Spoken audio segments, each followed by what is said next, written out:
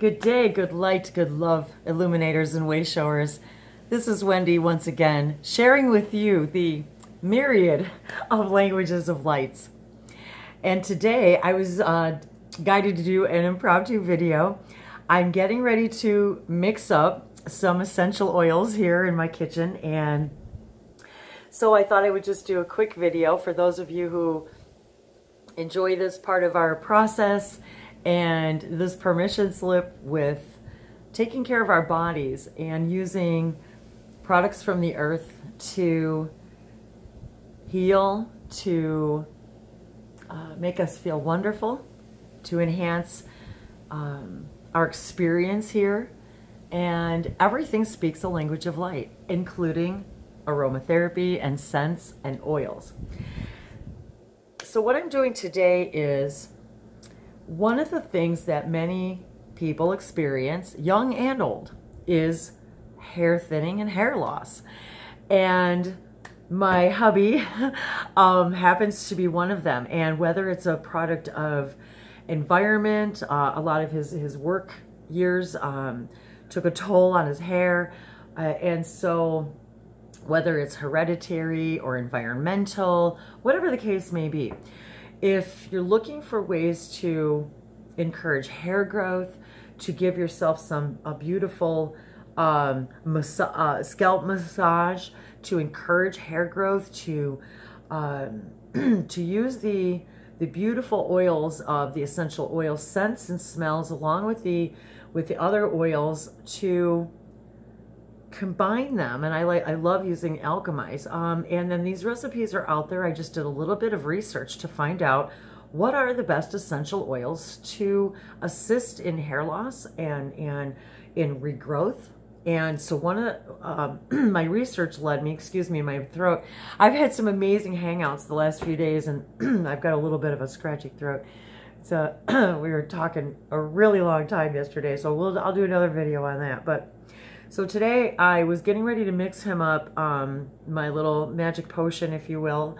And with a little bit of research, I just discovered what oils and essential oils are best to encourage hair growth and to help prevent hair loss. And so depending on your hair texture, when and how you use them, it's really up to you. Now, he has very thick, coarse hair. And so for him, what I've done is I discovered that, oh, my glasses are a little greasy from getting this stuff together. So what I've discovered is castor oil itself is an excellent ingredient. So what I did was I bought some organic castor oil, and on this particular bottle, it also has do-it-yourself recipes for different ways to use castor oil. So and I'm just going to take a brief part of their label here just to explain the benefits of castor oil. And castor oil is one of the Earth's oldest and most versatile gifts. It is loaded with antioxidants, essential fatty acids, and vitamins, including vitamin E, making it a powerful anti-aging agent. It improves blood circulation to the skin, increasing hair growth and restoring a youthful, radiant glow to your skin. So it's really excellent also for your skin. However, I'm a little mindful of where I put it on my skin in case I don't want hair to grow there. So for you ladies who don't want facial hair, I just keep it around my eyes and padded in the sensitive areas. Really great for eyelash nourishment and growth. So I've been using it on that. Just be careful not to get it in your eyes because of course it's a little oily. For that area, be careful if you're going to put any essential oils in it, fragranced oils, essential oils, to make sure it's nothing that would irritate the eyes. So just be very careful with that. Anytime I use that, I put it on, use it purely. And what I do is I combine different oils to take the best of all worlds. So what I've discovered in my little bit of research that I did on the internet was that coconut oil, castor oil, and olive oil are excellent for your hair and your skin and your scalp. And so I like to mix it up. Now, coconut oil at over 75 degrees Fahrenheit, which I think is about 23 degrees Celsius, it melts. And so it pours in the warm, and then it resolidifies when it gets cold again. And you can keep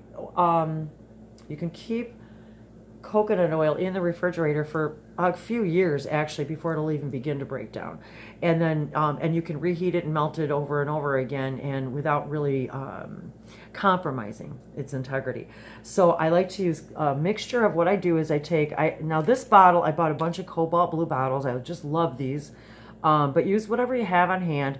Now with the oils, the spray bottles won't work because they clog. It's too, I use these for my room sprays, my body sprays. So I make my essential oil sprays with distilled water or purified water, or actually I will also use spring water, because I like to use the spring water too, to use for the air, and actually on my body, my face.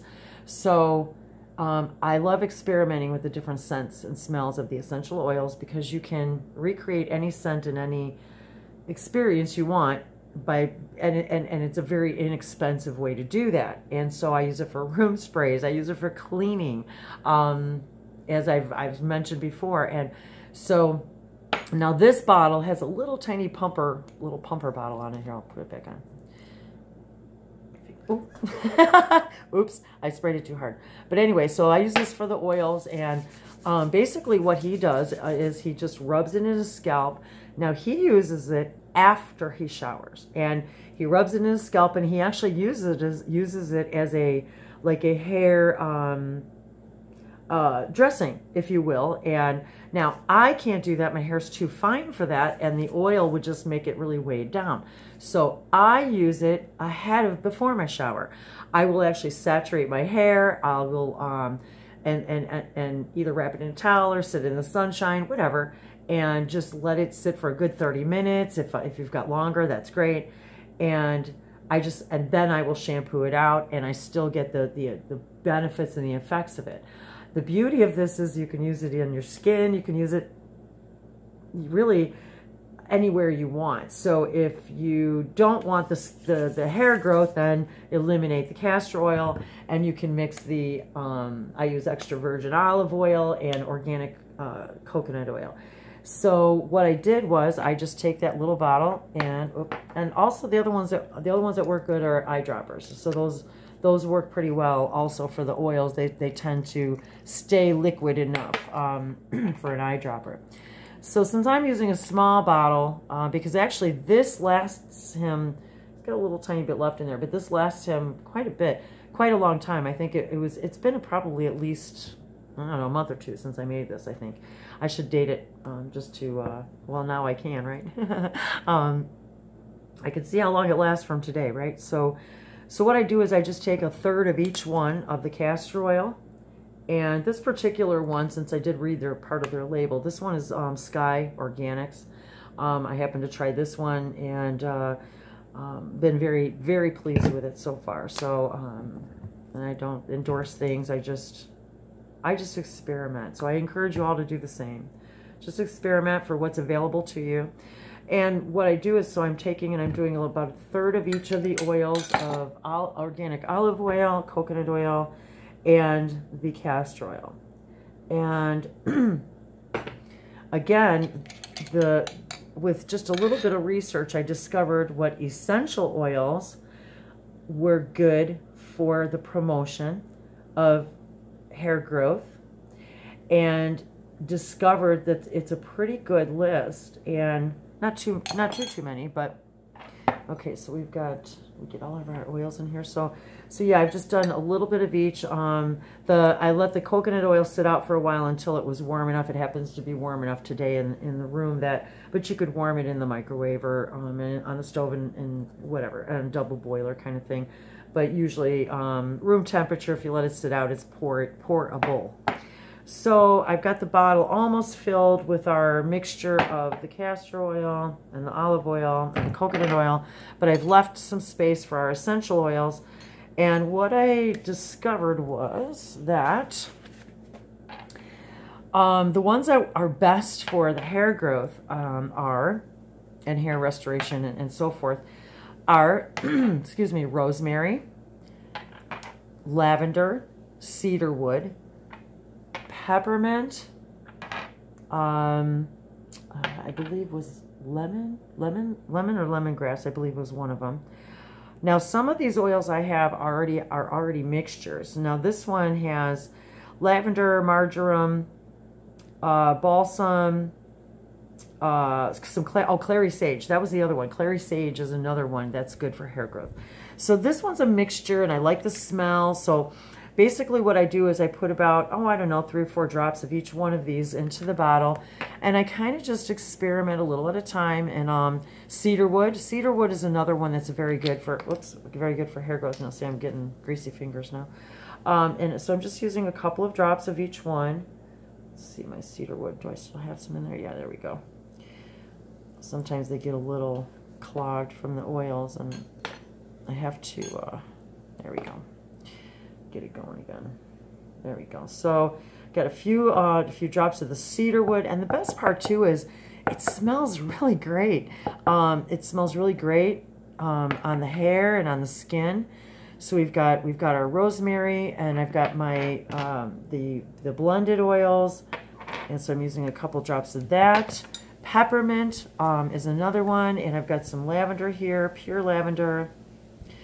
And what else do we have here? And the other, so this one has lemongrass, rosemary, tea tree also, and lavender. Tea tree is a great cleansing and purification for the scalp. So all of these lend a little bit of their own magic, I'll call it, their own a little bit of alchemy. And basically then I'm just gonna, I basically just put it right in the bottle. You can mix it in if you want, you can mix it right in the cup and then pour it in. Yeah, I'm gonna have to wash the bottle now because it's a little greasy, but here we have it. So I'm just shaking it up there. And that smells pretty good. Now, actually, I'm going to increase a little bit of the cedarwood and the rosemary, and to kind of give it a little bit of an extra kind of a masculine smell.